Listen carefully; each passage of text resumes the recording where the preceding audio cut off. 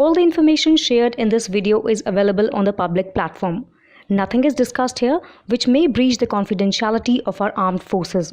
Defense Detective respects our defense forces and works only on the information that is available for public use. According to IDRW on 19th July 2024, during Prime Minister Narendra Modi's first bilateral visit to Russia since securing his third term, Russia renewed its proposal for joint production of its latest S-500 air defense system. This proposal came amidst India's ongoing efforts to enhance its defense capabilities, having already procured the Russian S-400 air defense system for border security. The S-500 air defense system, developed as a successor to the S-400, represents a significant advancement in aerial defense technology. It is designed to intercept a wide array of aerial threats, including unmanned aerial vehicles, UAVs, hypersonic missiles, and ballistic missiles, at ranges extending up to 600 kilometers. The system can track up to 10 hypersonic targets simultaneously and detect hostile objects in the lower layers of space at altitudes reaching 2,000 kilometers.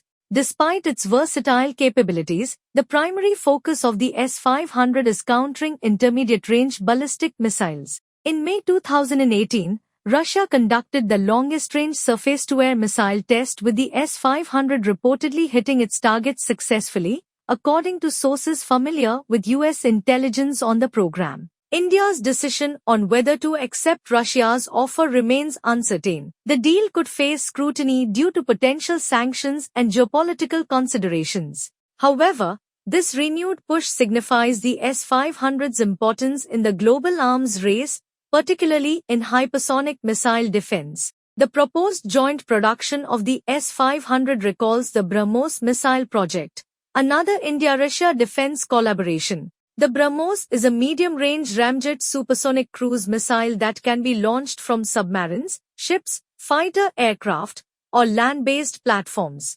It is a joint venture between India's Defense Research and Development Organization, DRDO, and Russia's NPO Mashinostroeny.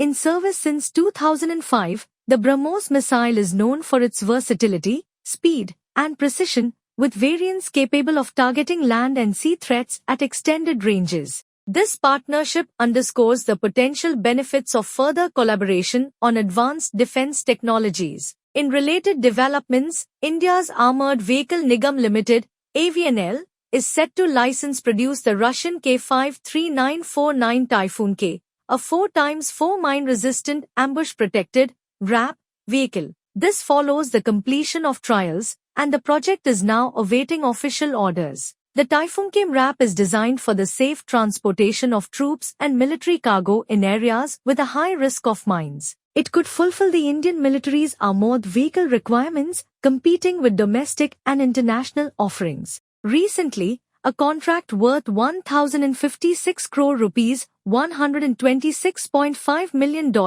was signed with Mahindra Defense Systems for 1,300 Armored Light Specialist Vehicles, ALSVs, which will be delivered over 4 years. The ALSVs will carry medium machine guns, automatic grenade launchers, and anti-tank guided missiles, offering protection against small arms fire and IEDs. Additionally, the Indian Army has ordered Kalyani M4 4x4 armored vehicles for emergency procurement, designed for high-altitude and harsh terrain operations. AVNL, a state-owned defense public sector undertaking in India established in 2021, is expected to roll out its futuristic Infantry Combat Vehicle, FICV, prototype in 2024. This vehicle, designed to accommodate 11 fully armed troops, is equipped with advanced weaponry including a 30mm automated grenade launcher, remote-controlled weapon station, and 5th-generation anti-tank guided missiles. Furthermore, AVNL is diversifying its portfolio by developing 4x4 protective mobility vehicles, focusing on eco-friendly power sources such as electric and hydrogen-powered power packs, aligning with the Indian Army's modernization efforts. Russian Defense Minister Sergei Shoigu announced plans to deploy the S-500 Prometheus anti-aircraft missile system in Ukraine. This system, developed by Almazanti, is designed to engage a wide range of aerial threats, including intercontinental ballistic missiles, ICBMs, hypersonic cruise missiles, and low-orbit satellites, at altitudes up to 200 kilometers. The S-500 employs the 77N6N and 77N6N1 missiles, capable of reaching hypersonic speeds, and features a response time of 3 to 4 seconds, an improvement over its predecessor, the S-400. Mounted on the BAZ-6909 family of vehicles, the S-500 system supports rapid deployment capabilities essential for maintaining responsiveness in dynamic combat scenarios. Russian air defense in Crimea has faced challenges due to continuous Ukrainian missile strikes. Ukrainian forces have targeted key air defense installations and command centers, using advanced Western-supplied missiles such as the ATACMS and Storm Shadow. The recent reduction in Russian air defense capabilities in Crimea poses potential risks to the security of the Kerch Bridge, a logistical link between Russia and Crimea. In response, Russian forces have sought to enhance their air defense capabilities by deploying advanced systems, including the S-500 Prometheus. This system aims to counter threats such as Neptune, ATACMS, and Storm Shadow missiles, protecting military infrastructure amid persistent Ukrainian attacks. To potentially destroy the S-500 air defense systems in Crimea, Ukrainian forces could use a combination of advanced Western-supplied missiles, electronic warfare, and drones. The Trembita cruise missile, developed by Ukrainian engineers, could also be utilized, leveraging its characteristics and deployment strategy to overwhelm the S-500's interceptors.